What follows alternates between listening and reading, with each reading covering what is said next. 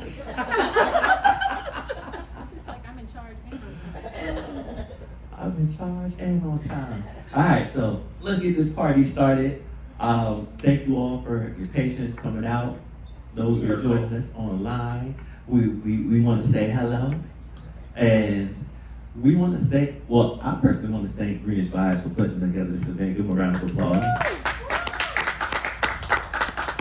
When they say the grass is greener on the other side, they talk about Greenish Vibes, y'all. They're talking about Greenish Vibes. And this is how you host the event, ladies and gentlemen. If you was here, you would see all the apothecary care that is in this space and place. My name is Terrell Simmons, and I'm your host and moderator for this evening. I am the host of the Rise Urban Nation podcast, and I like to amplify Black excellence through that podcast by highlighting amazing people like you see here on this panel. To get us started, I'm going to pass my mic off to the right. And here's what I want. I want you to introduce yourselves, who you are, the business you're in, how long you've been in that business, and give me something fun about yourself, a fun fact that some of us may not know. I'm going to start with the Kush Nurse. Hi, my name is Sandra Blinds. I am the Kush Nurse. I'm a cannabis nurse, and I work with patients locally and all across the nation, helping them get educated on cannabis. And I also help brands share the message of wellness and health and how cannabis can help individuals in our community. Something interesting about me is I cannot roll a joint, y'all. We will have to help her out, ladies and gentlemen. Whoa. That's crazy. But it's okay. Not many people can roll. I can roll a joint. It took a few years to perfect it. They're but sad. as long as you can smoke them. Yes. They're smokable. So I'm Jan Valbuena. A lot of people know me by my first name, Joanne. I'm the author of the book, The Successful Entrepreneur, filmmaker, obviously advocate for the cannabis plant and the cannabis industry. I'm a founding member of Prime Harvest, which actually owns Jack's Cannabis, a local dispensary near San Diego operating in Ramona. We do deliver all throughout the county, so you know. And my brand is Boy Custody Weed, is a cannabis advocacy lifestyle brand. My other business is Synergy. We create content for the cannabis space. And so happy to be here, so many beautiful people. And thank you for having me. Wait, did you tell your fun fact? Oh.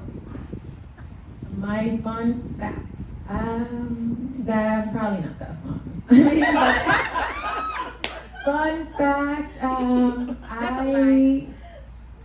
I did a solo travel to the Bahamas once. Ready preparing. Hi everyone, my name is Danica. I am gonna steal Sandra's. I also do not know how to roll a joint, so I'll get my fun fact out the way. I cannot roll at all, period. I can use a machine. Next workshop. Exactly.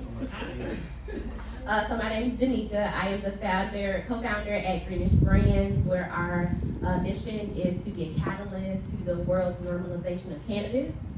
We do that in a few different ways. Greenish Vibes is our luxury apothecary that curates premium collections of CBD. We seek to cure these ailments, pain, sleep, stress, and all those things by curating CBD collections from Black women-owned brands. Then we have Greenish Events that seeks to bring people together in this way, building community, creating lifestyle and educational events. We've done bud and brunches, cannabis plus yoga, all those types of things. Yeah, thank you guys for being here. Super excited.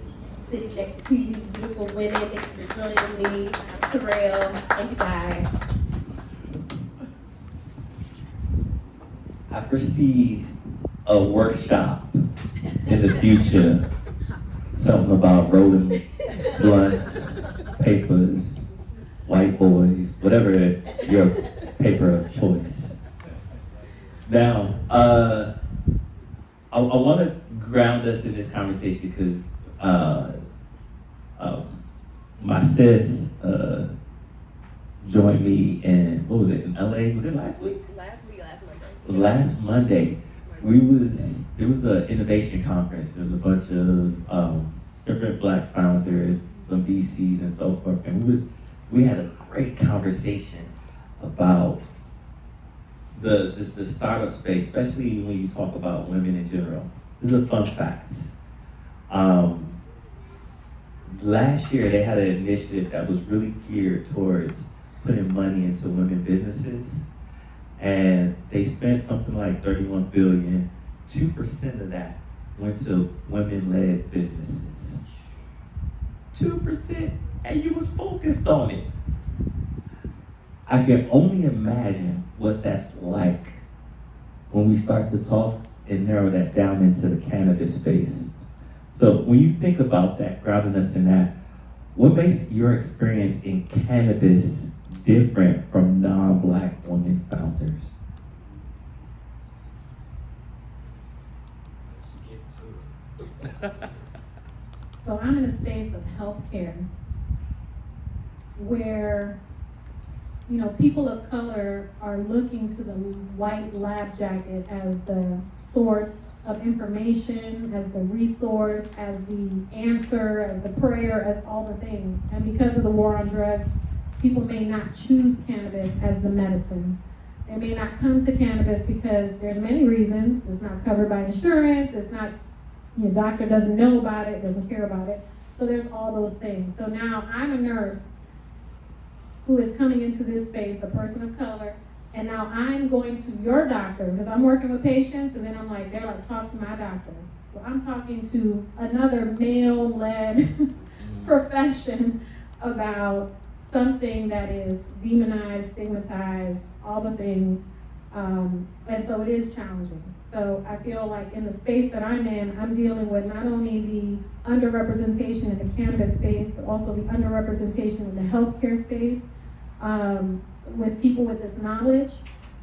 Males tend to be the ones that are seen as the source of knowledge and information. Doctors tend to be that source of information, yet if you ask around and look around, the resources are really slim in that area. So you're not finding a bunch of Black doctors out here helping their patients navigate cannabis.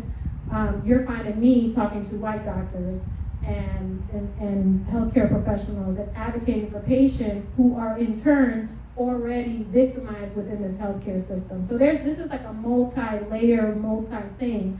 And then cannabis is a privileged medicine.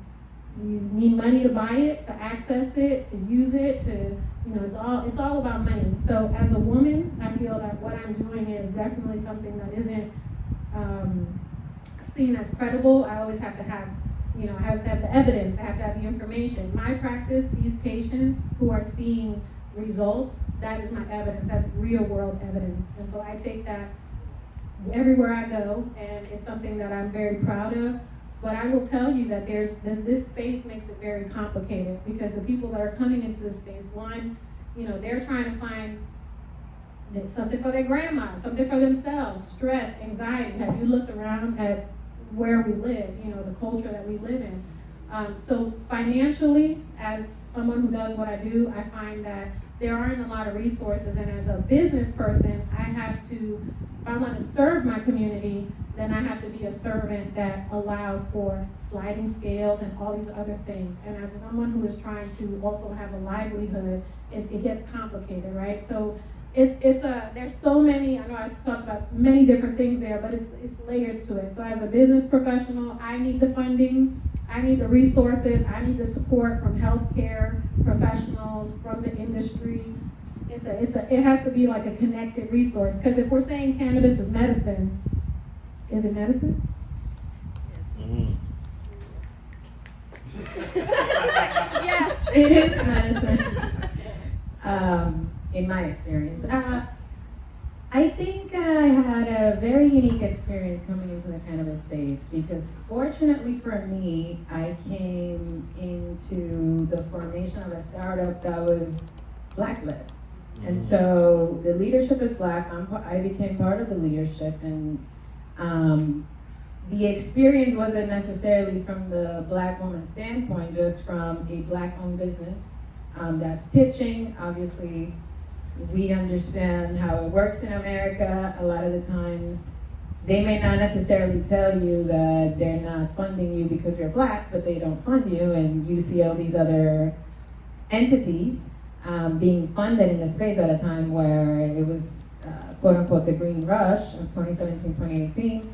We were also raising capital and we were not able, despite the fact that we had pretty much a vertically integrated licenses from cultivation all the way down to retail, the funding didn't come through and we had to make adjustments to that. From the standpoint of a woman in cannabis, that it's an immigrant, is Black, Latino, I would say that the difference between other individuals, it would be my responsibility understanding that the community that I come from, number one, has been disenfranchised due to the plant. And so I have that, that others may not. And then that is a huge responsibility because now I'm aware, that this is an industry that can be, number one, help people, wellness, then is financially viable. There's a lot of demand for the cannabis plant. And so it's my responsibility to educate my family and then, people that look like me as to the opportunities that this thing sets forth. Whether it's for your health benefits or for your financial gain.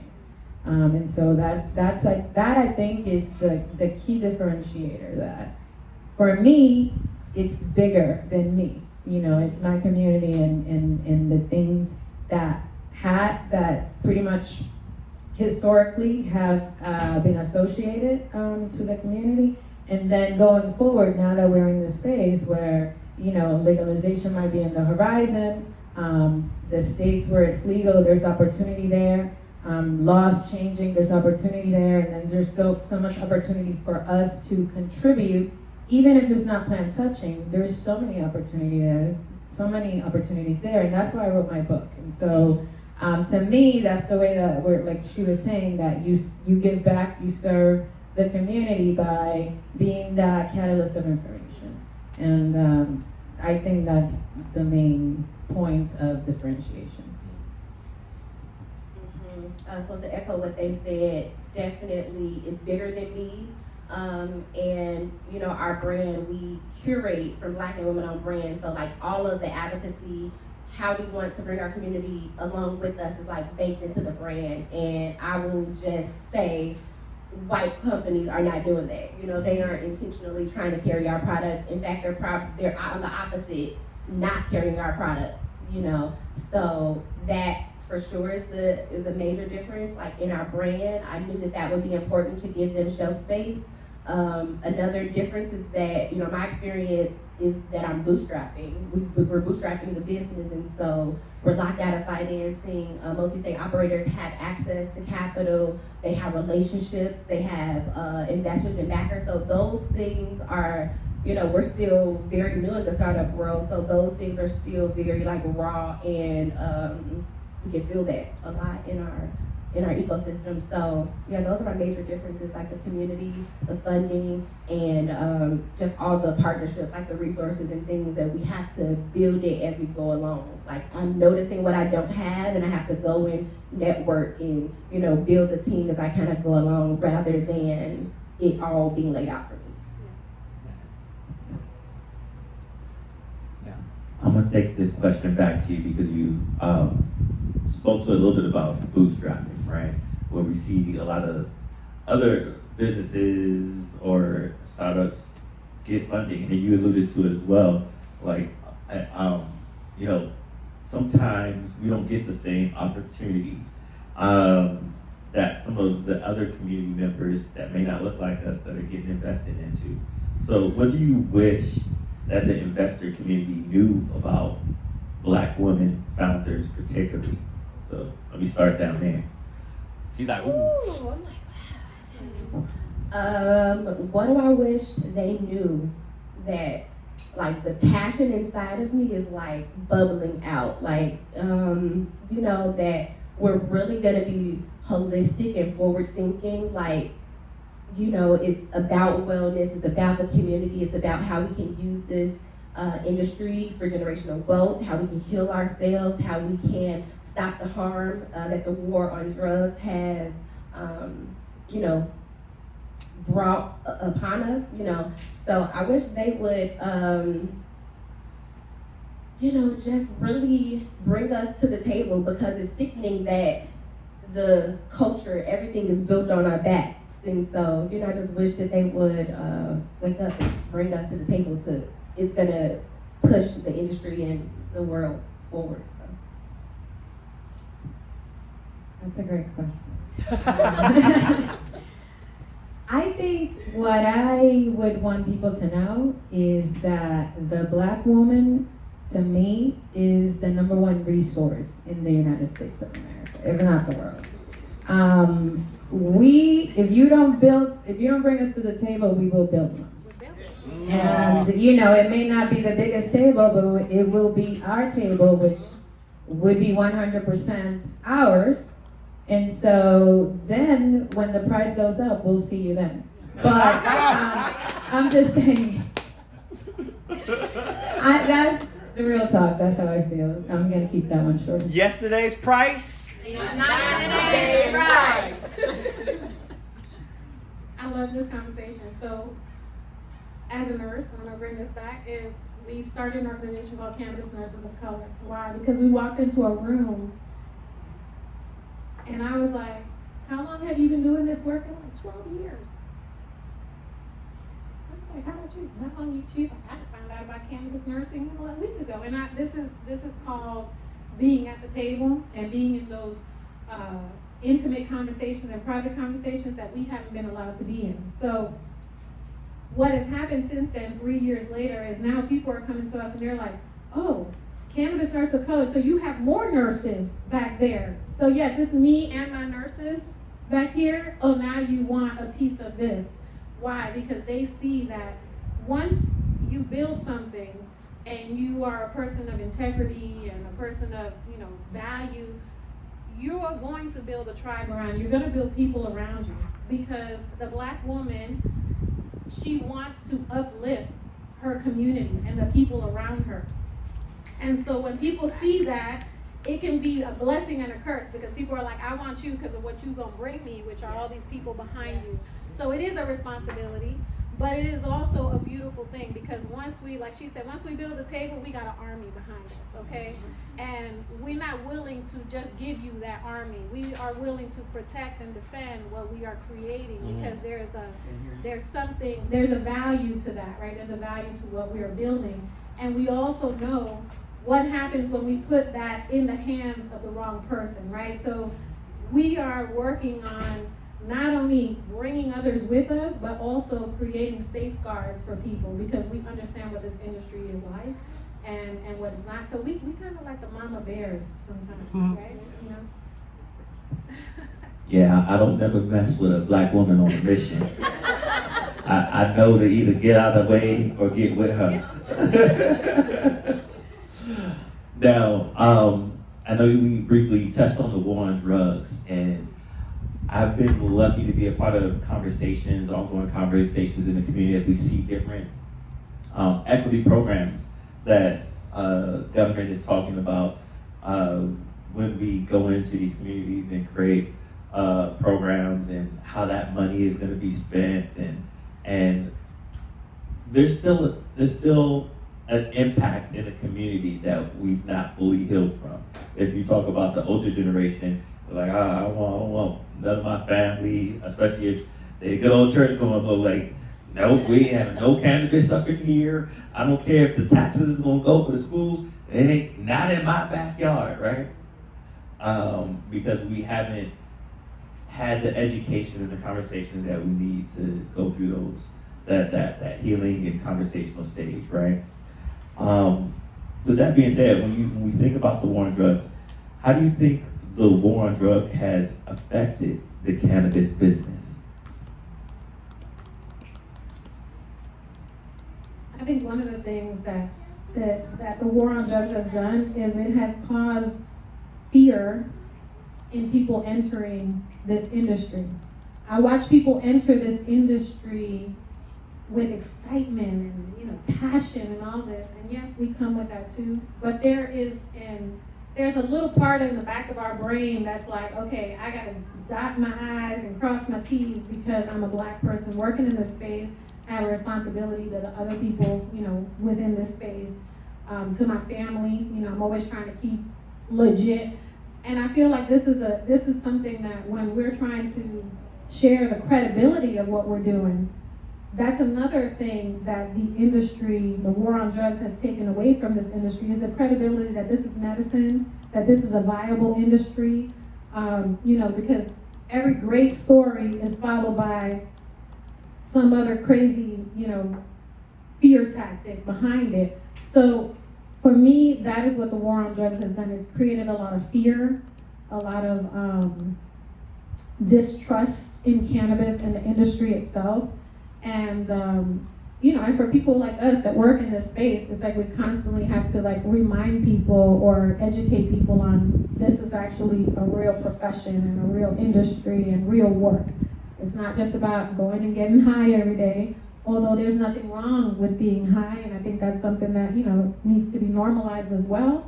But I think the biggest thing is that there's fear, and that fear keeps people from entering this space, from collecting these coins that are going to be available, because it's going to be possible, and this is generational wealth, and it's opportunities for, our families. I see it for me, I see it for my daughter, for my future, and I don't want to be afraid of the possibilities. I have to agree with that. I think it's a layered answer. It's definitely a layered answer. I think the war on drugs, the obvious, it disenfranchised people of color, Black people. It also stigmatized the plant, so now the barriers to entry or even to make an educated decision about cannabis being medicine or the cannabis industry being a viable industry, or whether somebody is a drug dealer or actually a plant medicine advocate. I mean, it just created all these layers and all these boundaries that now we have to pretty much bulldoze ourselves through in order to provide education, undo this mindset about the plant being, a gateway drug, the safety of the plant, and comparing it to where it stands right now as a Schedule I drug, where meth is right there with cannabis, and we all know that they do not have the same effects on people. And so it just made everything more difficult. But at the same time, I feel like it also gave the cannabis industry an opportunity to now undo all of that. And so I think that with social equity, now we have an opportunity to give back to these communities that were disenfranchised. Like she mentioned too, using the tax money that is generated from this industry and invested back in the communities. I do think that, 1 or 2 licenses here and there do benefit, 1 or 2 families, but as far as the damages that the war on drugs cost, we need more than that. And I do think that we can reinvest back into the communities, also give these licenses because we need people to have access to the industry, but it's beyond that. And, we have an opportunity now with these revenues to invest back into the communities, and, there's no excuses for that. So it created an issue, and I think we can utilize the industry now to make it better. And to set precedent so we don't allow another industry to do that the same, so. And that's let these people out of jail, period. Yeah, that was gonna be my thing. I think that it really disenfranchised us, and it just allowed the system to be able to lock us up and continue to lock us up wow, there's people still, in jail, while so many of us or so many people are, benefiting from the industry. So it just, built in a layer into the system that they can use to further separate and disenfranchise us. But to your point, like, it's a major opportunity for us to it's almost like it's been kind of safeguarded, and now we can get in there, rally our people, and make our space there. I've said before, like the Native Americans got the casinos. Cannabis is a great vehicle for Black people to have some major ownership and, kind of own that industry. So.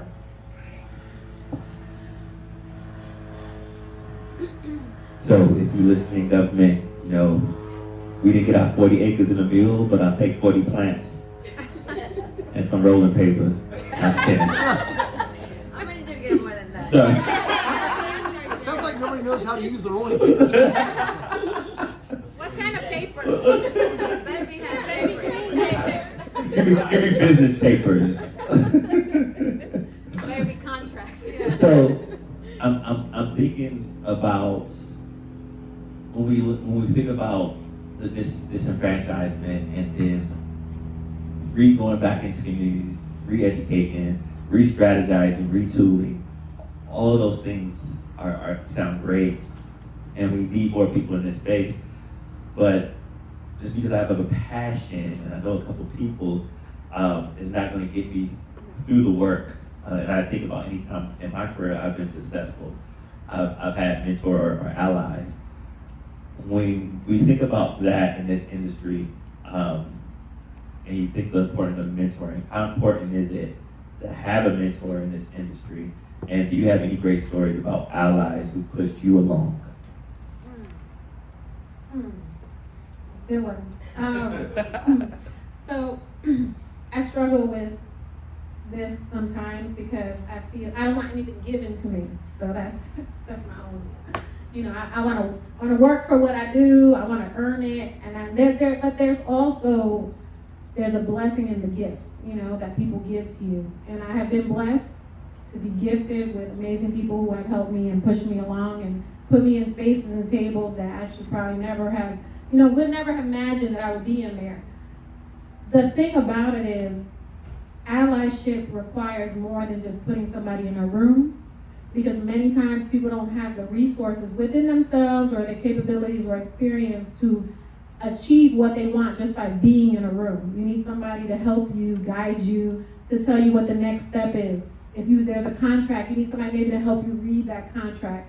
You may need money, you don't have it, but you have an opportunity. So it's putting all these pieces together, and sometimes we don't have the package deal of the resources. So I have had allies that have helped me.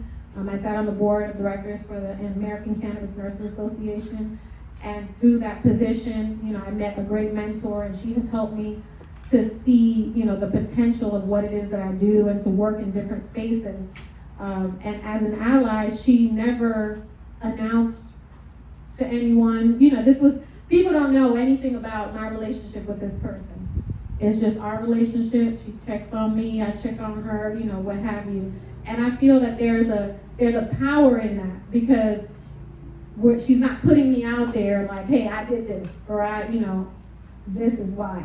But I think allyship it's a tender, it's tender, it's hard, because we want to feel like we came with everything that we need, but we don't. Sometimes, especially when it comes to business, we haven't been set up that way.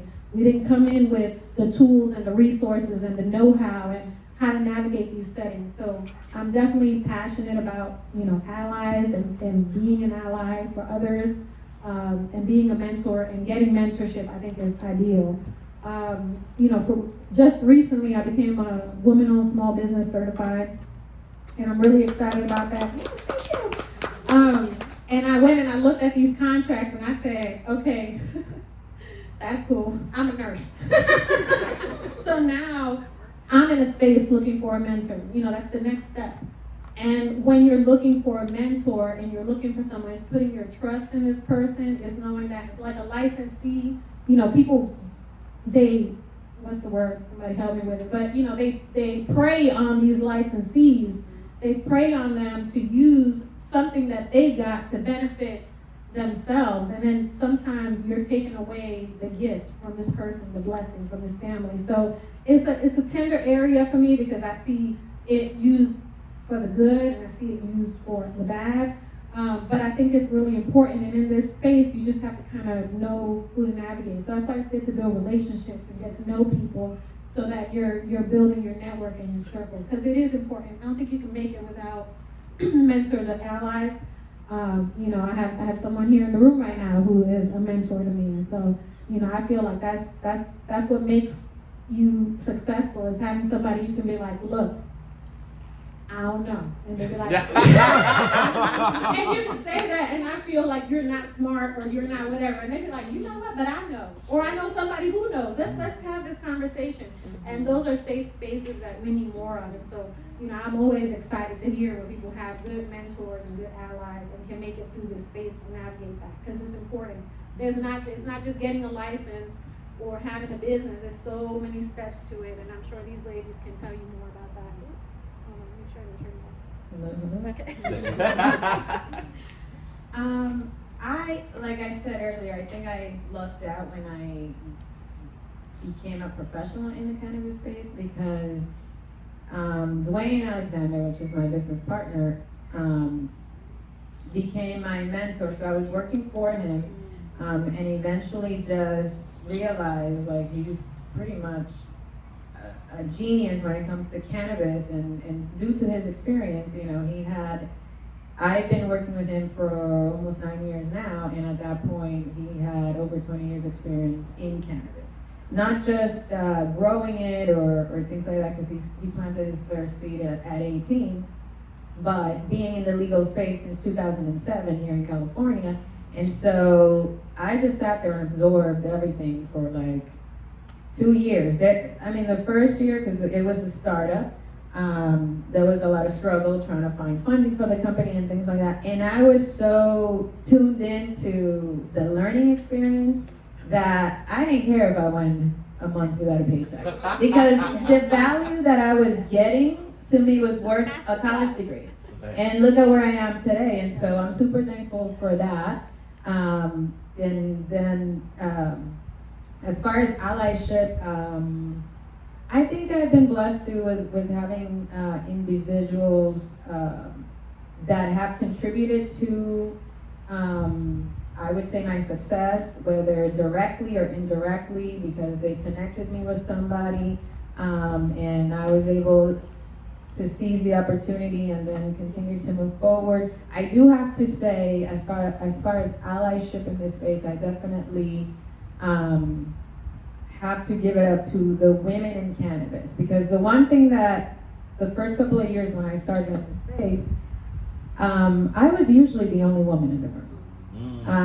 The only black woman, the only woman of color, the only woman, period. And so towards the end of 2018, on Eventbrite, I saw an event that was taking place, and it was Women in Cannabis Consumption. The name was the Pink Sesh, and I went to that, and I literally walked in, and it's all women. Some of them are working in the space, some of them were just moms looking for a safe space to consume, some of them business owners, some of them had brands, some of them just wanted to get high. I mean, they were just there, like, just super diverse, you know, and just in that moment, I was like, yeah, we're here. Like, and you know, everybody had the same experience, like, yeah, I'm usually the only girl or the only this, or I just saw the future, and I said, oh man, the future, we're gonna be here, you know, and so I was super thankful for that, and then building relationships with, there's women that I met on that day that I still have relationships with, and you know, that continue to support, and I'm, again, super blessed for that experience.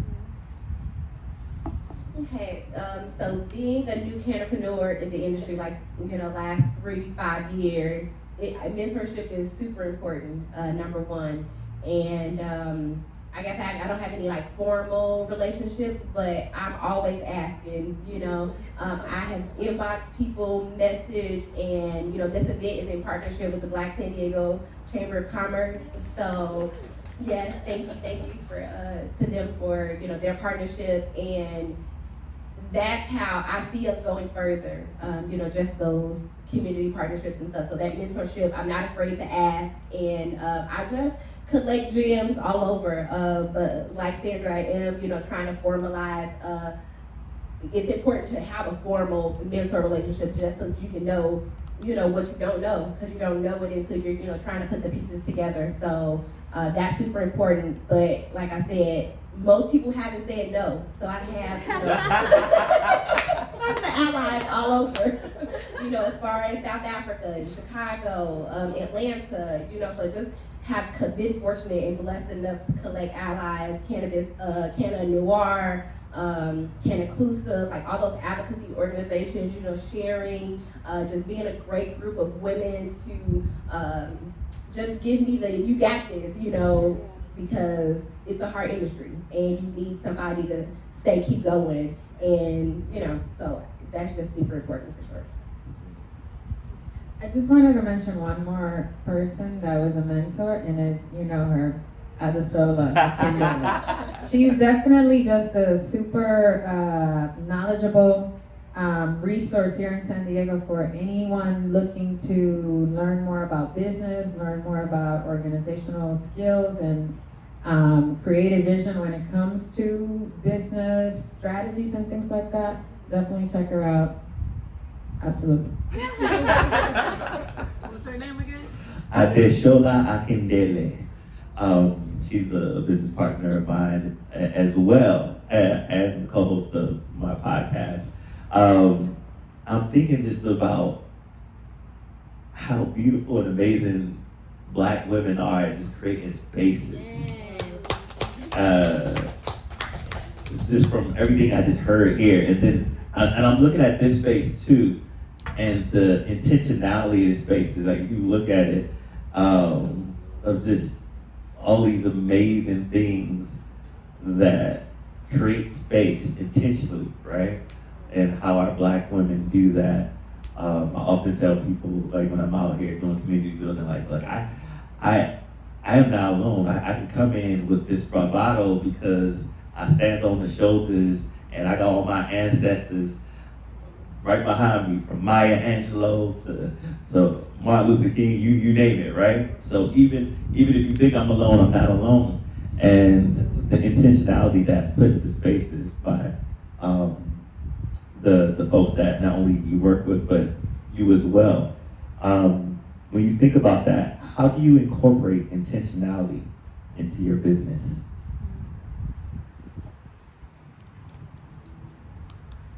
So I work with a lot of challenging populations. One of my, largest clientele are mothers, pregnant women, or not pregnant, maybe breastfeeding, maybe not. This is it's something that I'm very protective of, my mamas, because I know what they stand against, with the system and things like that. So being intentional in how I present information and how I present myself as a cannabis user, patient, advocate, all the things. I want people to understand that this is medicine. It's also joy. It's also wellness. It's also healing. It's getting sleep and being good for your kids in the morning. It's so many things. And so in sharing that, the intentionality for me is to share my life as a mirror for others to see that, cannabis isn't scary, that it is a safe medicine. It may not be for everyone, but if you want to learn about it, then I'm here and available for that. And I also try to share in a way that I don't see shared with my people, which is really like, this healing, safe space. Unfortunately, cannabis, the sexy side of cannabis sells, and cannabis is great for sex. I get it. Okay, that's also part of healing. That's also part of wellness. That's also part of mental health. It is. It's all of those things. But it's so much deeper than that. And I feel like when we can share and really get to the depth of what cannabis medicine is, what this plant can do, and if I can share that in an intentional way, I mean, sometimes I'm talking to people and they're like, oh, you have a child and you consume cannabis. And I'm like, yes, I sure do, and look at her. Look at her go. And I want people to see, like, it's just normal. I was just telling them, I'm like, people are like, wow, I saw you online. And I'm like, yes, I'm just normal like you. And showing people that this is, it's a way of life, it's a way of health, and sharing my story so that people understand, like, I get you. I came from a home where I saw crack, I saw alcohol, I saw the death come to my door. I saw it all. I know what the other side of this looks like, and I also know what this plant can do for you. And being intentional in sharing the scary side to show you that I understand and that I've been there, and then also the intention behind sharing with you all the myriad of ways that you can use this plant, but also in a way that works for you. Because it doesn't work the same for everybody, and that's one of the things that I feel we don't get to share at the dispensary. Like, dispensary is like, it's an experience, and you go and you shop. I don't feel people should go to the dispensary for their health information.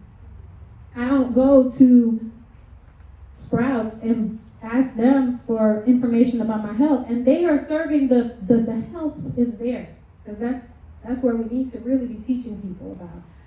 So I try to be intentional with sharing people why this medicine works, what it is about your body that could benefit from this medicine. And the other thing is, nobody's gonna like this one, but you don't need cannabis if you can upnourish and upregulate your endocannabinoid system by other ways. But you gotta be willing to do those other ways. You gotta be willing to eat healthy, to reduce stress, to, many exercise, all the things. Cannabis can help you get to those places that maybe are difficult for you to get to eating healthy, to working out, to sleeping, to being stress-free.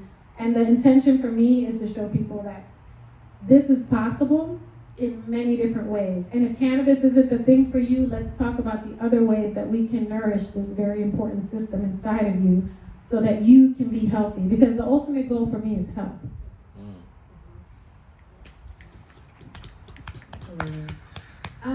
As far as intention, I think it's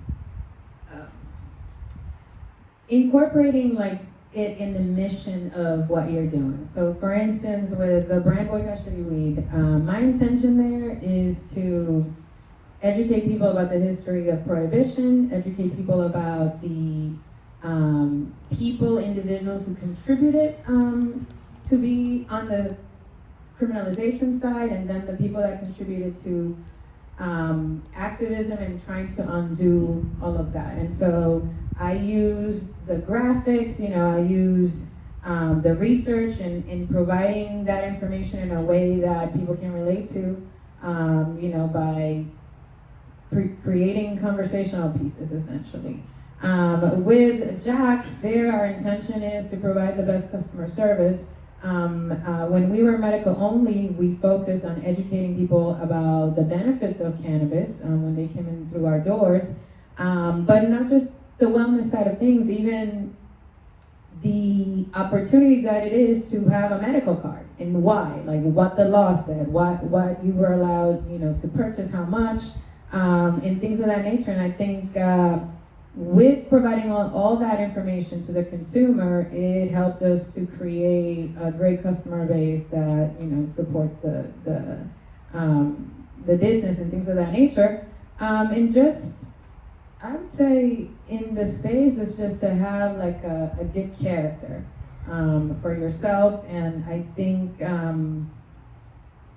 that's my intention. And to be the other one, which is I think is very important for me, especially because I do things like in the media and things like that, is just to provide an unbiased train of thought or unbiased information about cannabis and what it does and what it could do, and focus on the facts, focus on the science, and focus on the history, and make sure that people have enough information based on what I'm presenting that gives them the opportunity to make an educated decision as to whether this is for them, or this can help them, or whether it's something that perhaps they want to abstain from it, or something that, you know what, let me do my own research and come to my own conclusions, and that's pretty much only the intention.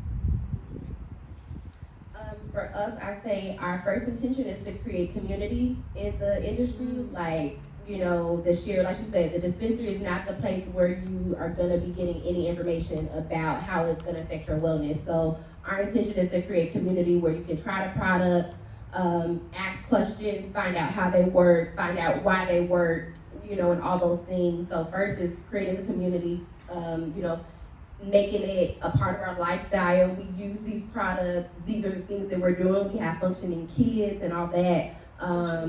Definitely highlighting that. And like I said, our mission is to normalize, you know, be a catalyst to the world's normalization of cannabis. So that means talking to our children. That means, you know, creating communities. It's as normal as drinking wine at any, you know, at any place. And, you know, so that for sure, creating community, and we intentionally curate Black and women-owned brands. Like, that's intentional. We must do that. We're intentional about bringing the culture into the business by way of music playlists. We, you know, every week release a music playlist that is gonna be themed to mental health or relationships or love or whatever. So, you know, we're bringing those things in to highlight this as a part of our lifestyle, and so the community can connect and see themselves in us, in the industry. Love that. Now, I know intentionality really helps set you apart and be successful in this business. I'm also curious to know what resources have been critical to maintaining the success that you've had in the cannabis business.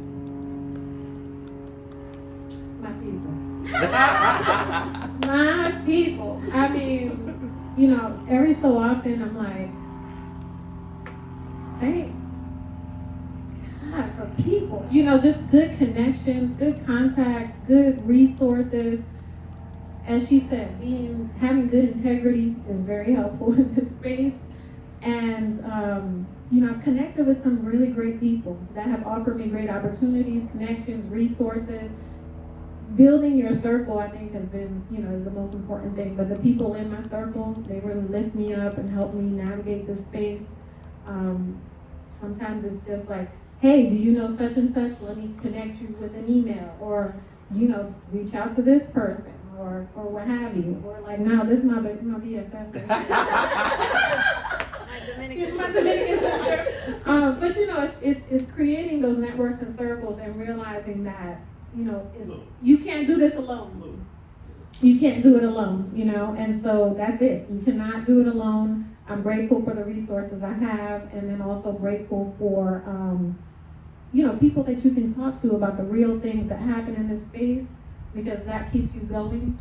And I feel like when I've had some times where my finances have been frozen, and I mean, everybody goes through these things in the cannabis space, not anything new and unusual. But you know, when you're married and your spouse is not in the cannabis space, and you're like, my finances is frozen. Just in an ice box somewhere, I don't know, they done lock me out. Yes. We on ice. We on ice, okay? So, you know, I know, PTSD, I know. It takes you places.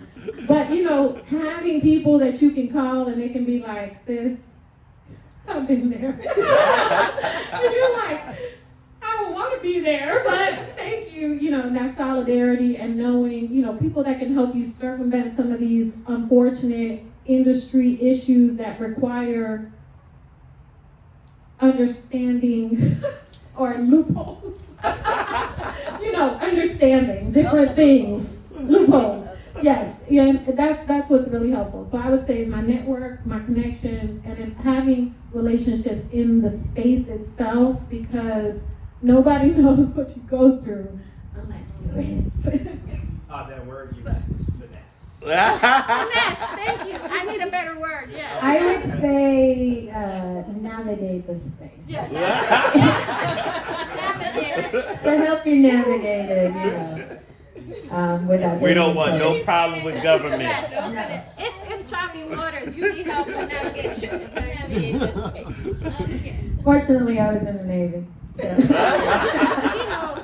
I do not know how to drive a ship at all. So it sounds like everything. I do know how to swim. But I am going to plug myself. I would say one resource would be my book, The Successful Cannapreneur. There I do cover information about the business, information about the plant itself, and also information about the mindset to have, as an entrepreneur, or even as an entrepreneur wanting to do things in a legitimate way in the cannabis space, because it takes grit to be in a dynamic space where things are changing constantly. Things not only change constantly, but at the same time are super slow forward moving. So you have to have a stomach to handle that and remain in the space, because I would say to be successful in this space means that you're still here doing it after many years. But besides plugging myself, I think the number one resource are people, absolutely. And in this space, there's definitely not necessarily many people with bad intentions. I think what it is given the environment, some people have it one day and some people don't have it the next day. And so you may think that it may be that they either ghosted you, or that it may be like something changed in the legislation and their business is now underwater. So something, in the business, they maybe had an inspection and now if they don't do something in the next month, they might be shut down. Like that happens. And I don't think as entrepreneurs, many people communicate that all the time. They may just not answer your phone calls, or they may, because, things change abruptly, unfortunately, in this space. And so the other resource would be to be patient. I think in this space, you have to be patient because, again, things change very fast and progress happens very slowly, unfortunately. So patience is going to be key, but surround yourself with a team of people that can fill in those gaps when you're feeling some type of way about your accounts being frozen, because it does happen, or even going through the tumultuous mental state that can be entrepreneurship, and that's when the mentors comes in. That's when I would say even creative vision, just focusing inward and understanding what can you do. Like a lot of the things happen that you have no control. And so the resource might be smoke a little weed and go inward and figure, and start there and identify the things that you can control, the things that maybe you can do differently that might give you a different outcome. So the other resource is use the plant and use your brain. Well said. The plant is the resource. You gotta let it drop. That's the main That plant resource. is the main resource. Yes. People in the plant. But after that, for like the last year and a half or so, I've been jumping into a lot of incubator classes.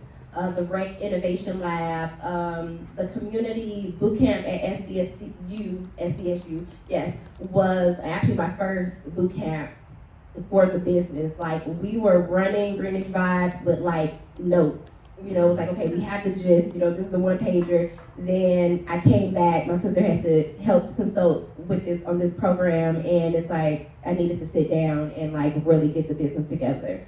So those incubator courses are not to be, doubted. They can really give you a lot of resources, even as a serial entrepreneur. Just really, for me, it just gave me the space to sit down. It's like, okay, once a week, you're at least working on, this part of the business.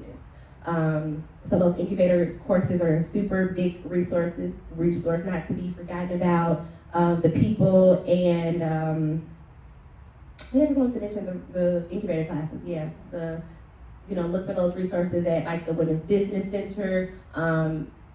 The San Diego Black Chamber of Commerce has a virtual incubator class, URCC. I was a member in that cohort, and they were the first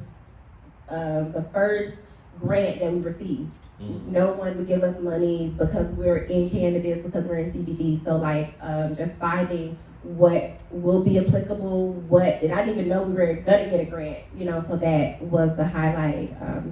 Research the incubating classes. I gotta mention somebody.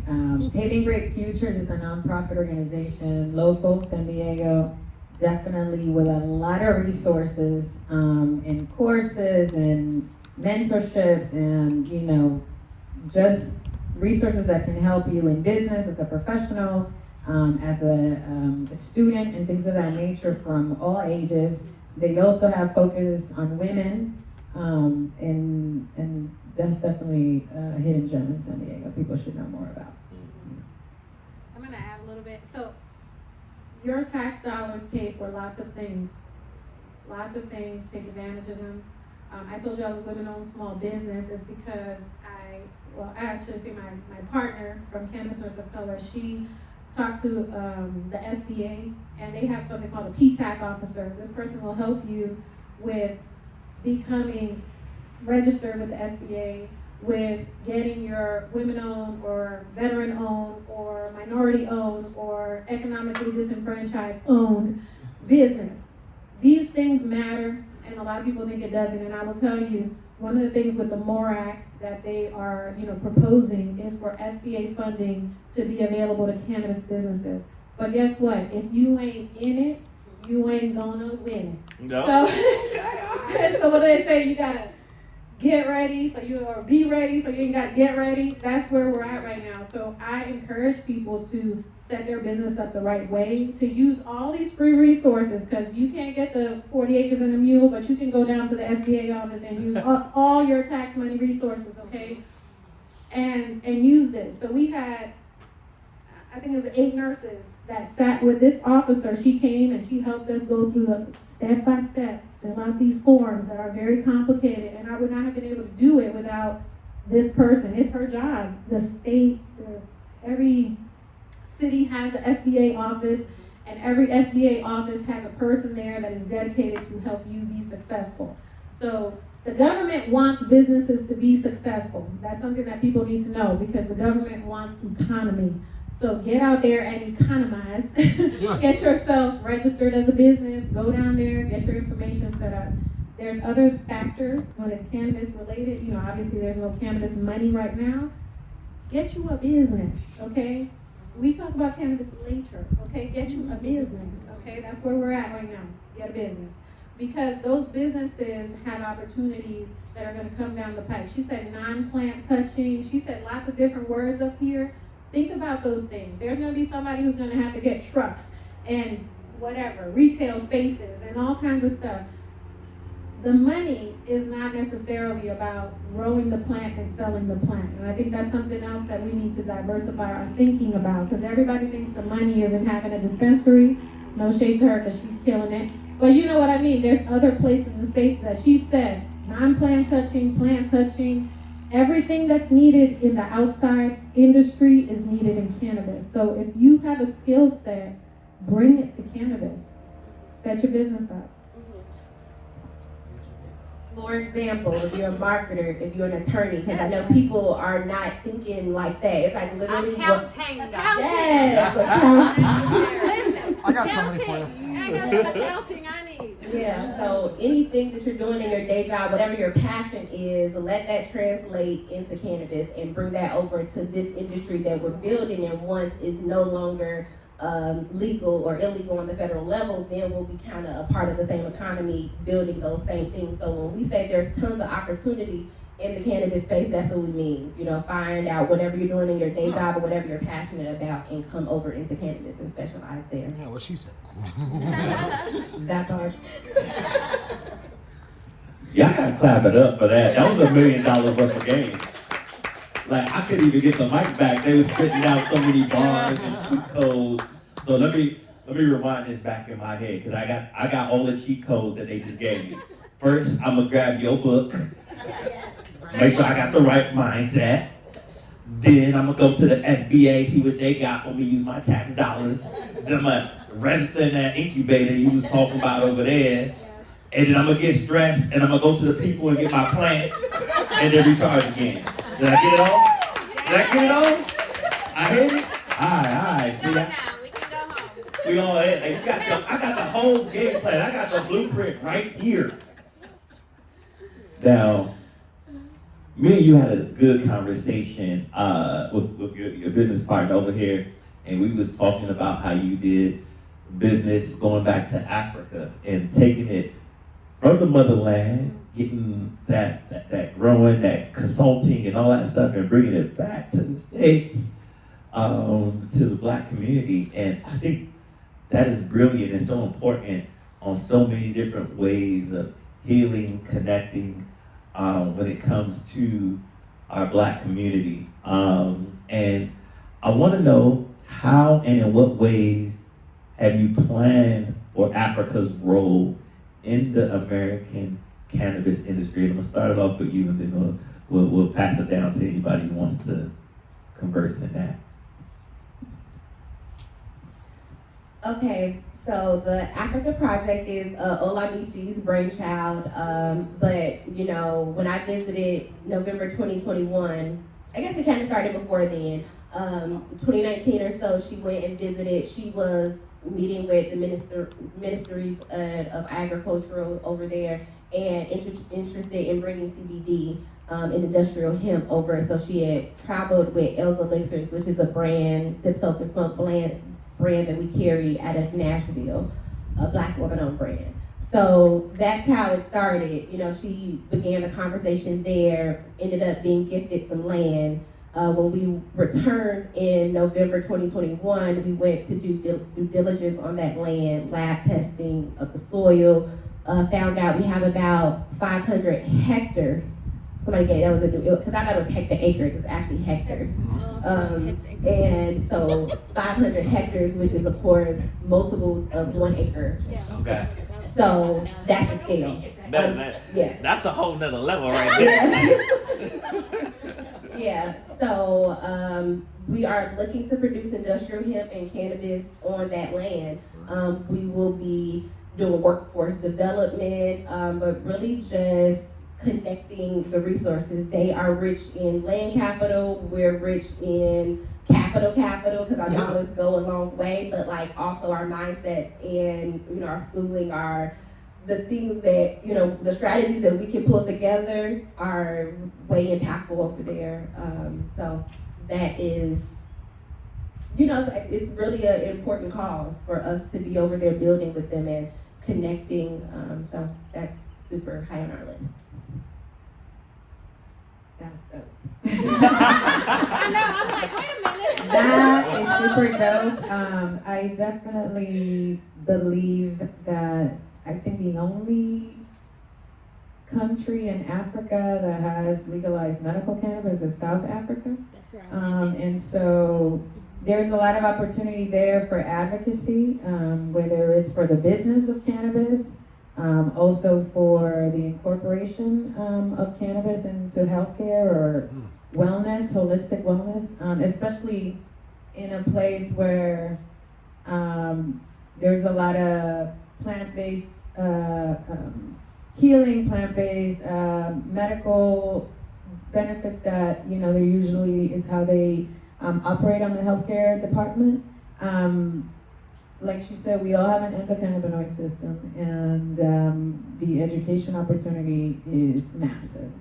I definitely want to have a conversation so I can contribute there. As far as myself, I am trying to be an advocate in my country, because my country also, the Dominican Republic, cannabis is a crime.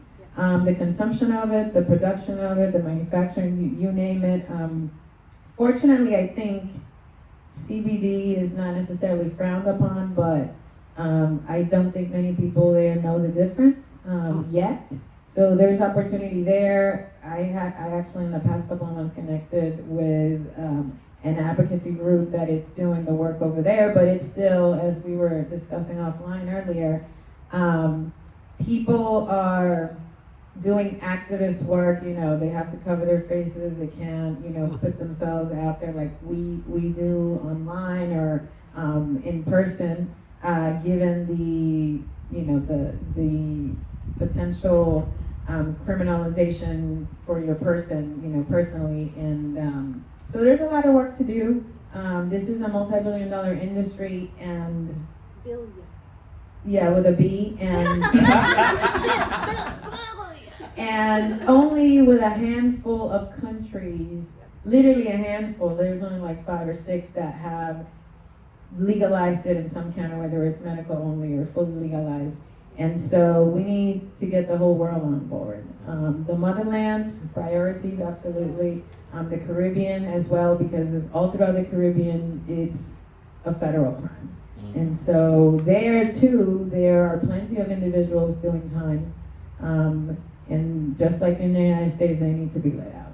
And so I forget which in Singapore, they just actually had a death sentence, a couple of death sentences in the last few months for people, for nonviolent cannabis crimes. And so, just look at Brittany Griner. I mean, right. Russia, So even in it's the not Russia situation with Brittany Griner, thanks for bringing that up. That it's an issue, and there's a lot of opportunity. I'm also doing work in Lebanon with a group called 420 Lab, and we've done a couple of online events. I actually gave them a tour of Jax through Zoom, allegedly.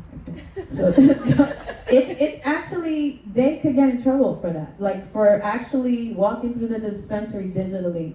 And so it's still a dangerous place out there for, you know, outside of the United States and a few, just handful of countries. So there's a lot of work to do, and we can only do so much, you know, from far away. But I do believe that cannabis is consumed in every single country despite the legal status. People are growing it, people are selling it, people are consuming it. And it's just a matter of groups coming together and advocating, being activists, and us collaborating, because now we have precedent of what the potential is, not just the potential, but what can go wrong if you don't implement the right measures, and you know how people are affected, and we can now bring that informed situation to these other countries and hopefully make an impact there.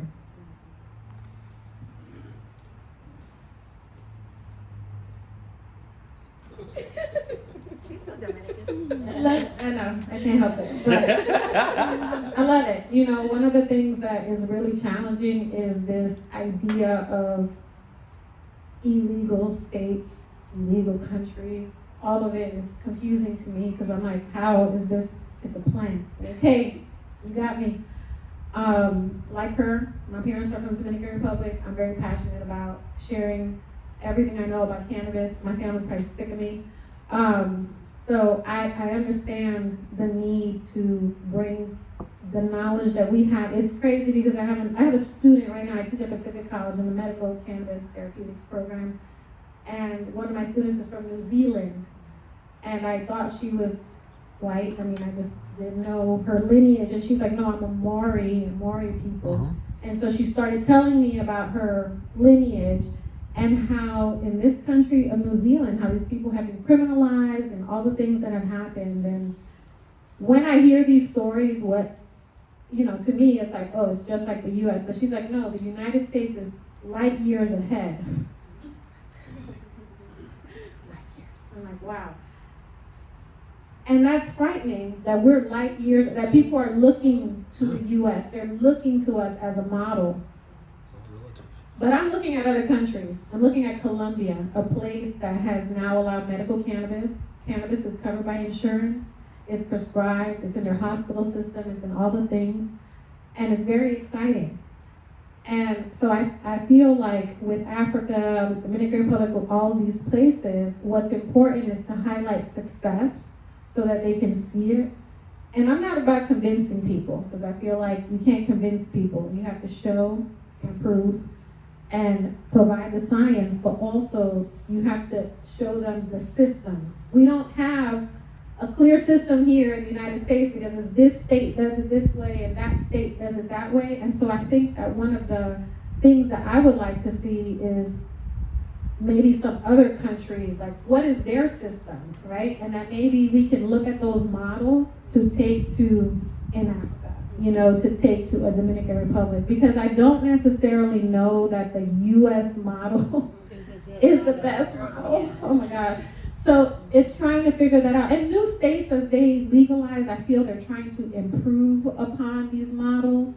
But there's, every state, when you look at it, it's still some challenges there. So, you know, I hope that, you know, we can look globally instead of just in the United States for how to make success for, you know, our countries and our people, and bring them something that is unique to them, because every country has its culture and its, you know, its community and its, you know, and it has to be unique to them. But I don't know that the United States with our model is something that's effective to take to some of these countries, right? You know, I think that they're already doing great in a lot of areas that we're not.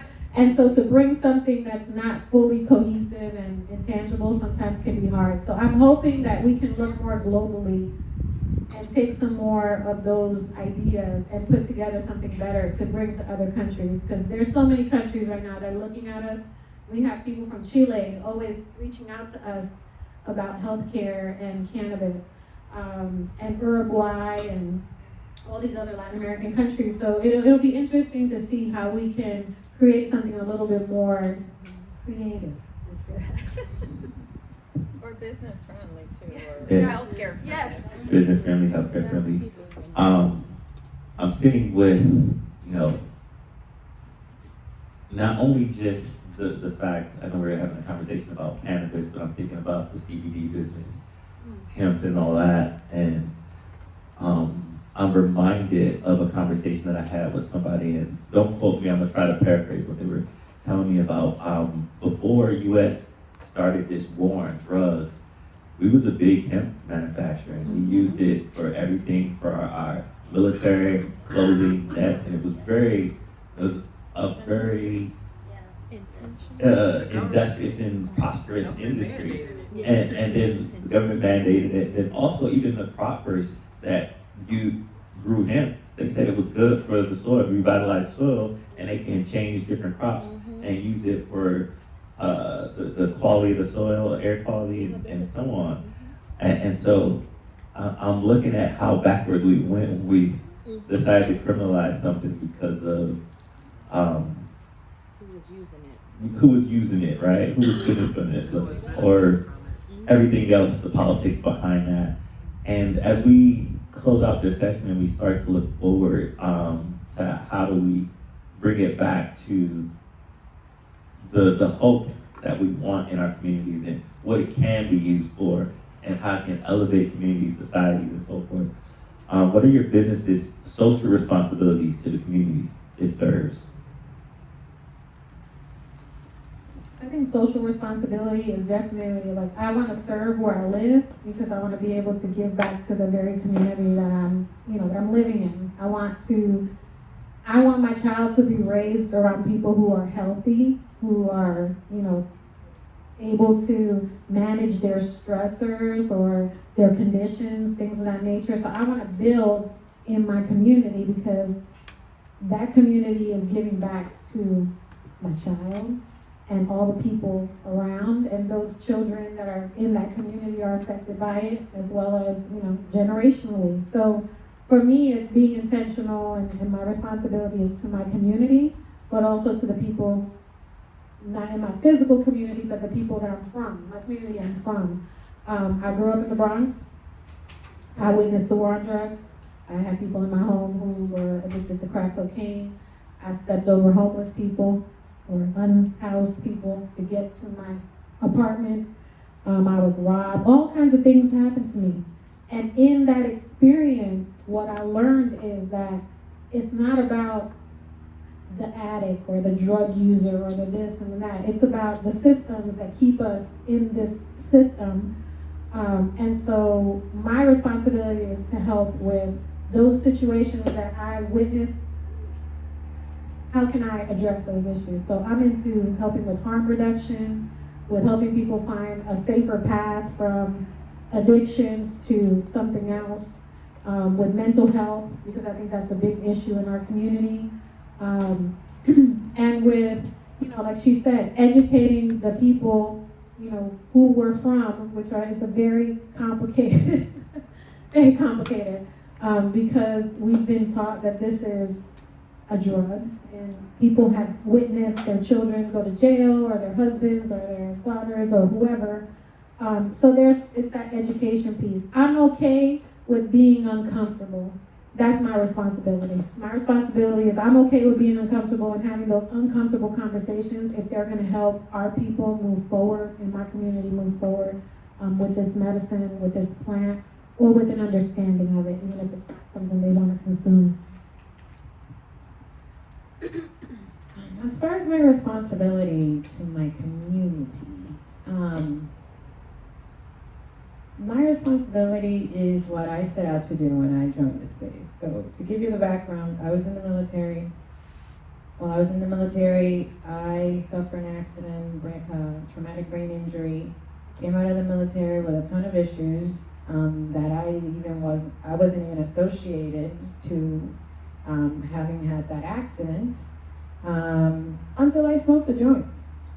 I smoked a joint. A veteran friend of mine said, "Girl, you know what? You look like you need a joint." Like, tension levels. I'm just like, what? I don't smoke weed. But I was like, fine, let me do it since you insist. And literally within 5 minutes, I just had this. It just dawned on me, like, girl, you need help. Like, clearly you're not sleeping. And my brain literally wasn't putting two and two together until I took a hit. Literally from there, I felt really well that day, for, the next couple of hours. And I just told myself, that's exactly how I want to feel. With or without the weed, like, that's the real me. And so from there, you need therapy, you probably should talk to somebody. So cannabis literally led me to seeking the help that I needed. And in that moment, I realized, like, I wonder how many veterans are walking around like this. And that's the first thing that came to my mind, and my dad had mental health issues growing up, and I'm thinking to myself, I wonder if cannabis had been a thing, that Dominicans weren't so, frowning upon it so much, maybe he would still be here, because he ended up committing suicide due to his mental health situation. So just thinking like all those things, I made it my mission professionally and personally to educate individuals about the fact that this has medicinal properties.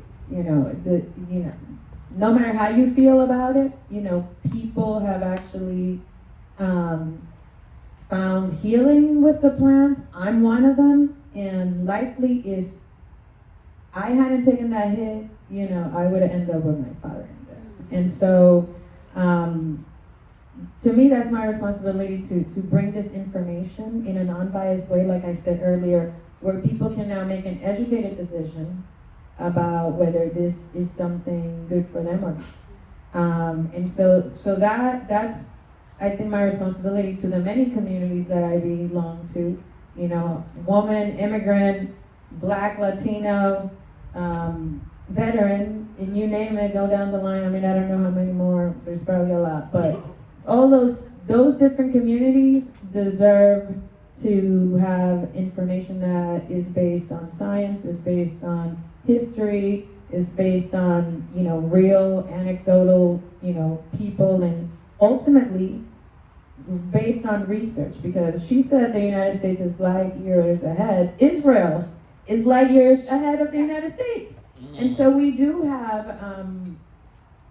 president, and we have information, and I do think that once we undo all this stigmatization of the plant and illegalization and criminalization, and you know, it's a lot, but there's enough there to legitimize the fact that we can find benefit in the plants. Hemp, industrial hemp, I mean, let's not even get into that.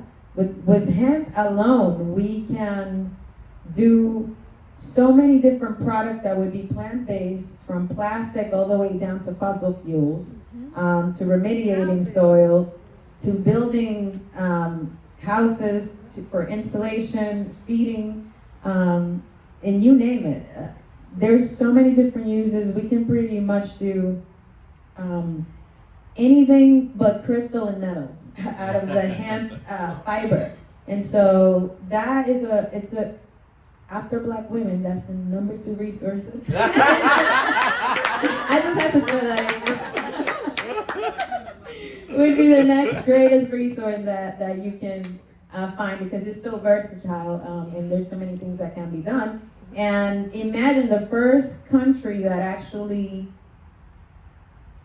pretty much alters, or like they say, disrupt. The hemp plant can disrupt so many industries right now that are causing so much pollution and damage to the environment and things like that, like plastic. Now you have a plant-based situation that can eliminate all these different things that are going on in the environment. And so I think that educational piece and just bringing this information based on facts, I think that's our responsibility. Then taking ownership and actually building systems and actively participating and engaging in the development of laws that are equitable, of ordinances that are business friendly, and just, you know, doing what we can and follow our passions within the space to bring this information and make a huge impact. Well said. My favorite, do what you can do. So I definitely think it's my responsibility to share my experience, share how it's helped heal me, how it's helped me communicate with my children better, my husband, how it's helped me manage stress. It's like really sharing those real world experiences. I think it's my responsibility to bring my community along as I build up. And you know, I really think it's our responsibility to advocate in the industry, like as much as, you know, we're in it, advocating in the industry, making sure the laws are changed, and, you know, that other people can participate and have some stake in the industry. So, yeah. I just want to add, if you don't know the laws that are happening, changing around you when it comes to cannabis, you know, get connected. I always plug Normal, because that's the easiest. They just drop it in your inbox. These are the bills that we're working on right now for your state or for the country. And it's very important. Right now, excuse me, there's a bill that is proposed, it's passed. They were doing the Senate Assembly meeting on 6/20 in Sacramento, that anyone 65 or older with a chronic condition can have cannabis at their hospital bedside. It's huge. 65 or older with a chronic health condition. It's Senate Bill 302. So go online, send some letters. You don't have to do anything. You literally go and it pre-populates the letters for you and it sends them to the people. But I like to go, so I like to go to Sacramento and show my face and antagonize the people. But it's very helpful. You can even sometimes do testimonies via Zoom. You know, they may need somebody to talk about a condition or something, or, you know, so stay tuned with those things, get connected. You can be an advocate, you can be a leader in this space in 5 seconds or less. Just letting you know, there's always an opportunity for you to be an advocate. So I love that she said advocate. I want to personally thank you all for coming up here and sharing your story. Thank you for your brilliance, handling your business, holding down communities, creating safe spaces, and then giving us $1 million worth of games so we can go out and advocate and do the same. Give it up for these lovely ladies. We could probably do this all night, but I want y'all to mingle and have some fun. So be brilliant, be beautiful, be black, be bold, be loved, and go have some fun. Thank you, Greenish Vibes, for putting this together, and thank you for another lovely event. Go ahead. Hold on. We got another announcement. Thank you all so much for being here. Thank you, Mr. Simmons. This was amazing. Sandra, JM, Danica, you all really, like you said, it was $1 million worth of games. It's great that we have it recorded, and we'll have some, broken down throughout the week to share it with our community. We have some gifts for everyone. For the panelists, we have gift bags for you all, and for the moderator, for the panelists, from Danica and I. So y'all, and you 3 bags here.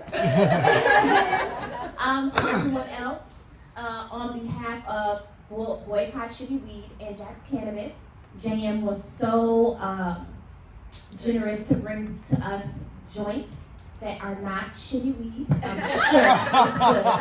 So make sure you guys get one. And there's literature there about a campaign that they have. They're raising a Series A. You guys gotta help me with the word. Reg A. Reg A funding, where you can buy a share for $4.20, but there's a minimum of like 100 shares. Go to weedforthepeople.com. For the, got the information. say it again? Weed for the people. Weed for the people. So yes, thank you all. There's plenty of food. We put out some smoked salmon. What? More croissants. Smoked like not smoked. I'm not gonna say what I'm saying. Smoked salmon, like lots, smoked salmon. Oh, the salmon's all chilled. The whole salmon. Either way. Okay, excellent. Please eat up. You don't want to take all this home because the kids are gonna eat all the sweets. The food. Thanks again. Please post about this. And yeah, this is our. Thank our sponsors, the San Diego County Black Chamber of Commerce. We want to thank Jack's Cannabis, Boycott Shitty Weed. We have Parahub Carlsbad, Kush Queen, of course, Vessel Brands, Papa and Barkley, Foria. Thank you to our community. Advocacy is not always about having a packed house. It's about creating space for the people to show up. It's about recording the experiences and sharing them with the community. And that's exactly what we're going to do. We had a case study from the first event that we're going to share as well. We wanted to kind of start with that, but it's okay. We're going to start with the recap of the first one. But yeah, we're building on one, after another. We have one more. So listen out to when we're going to have that. And we hope to see you again. Thank you so much for this.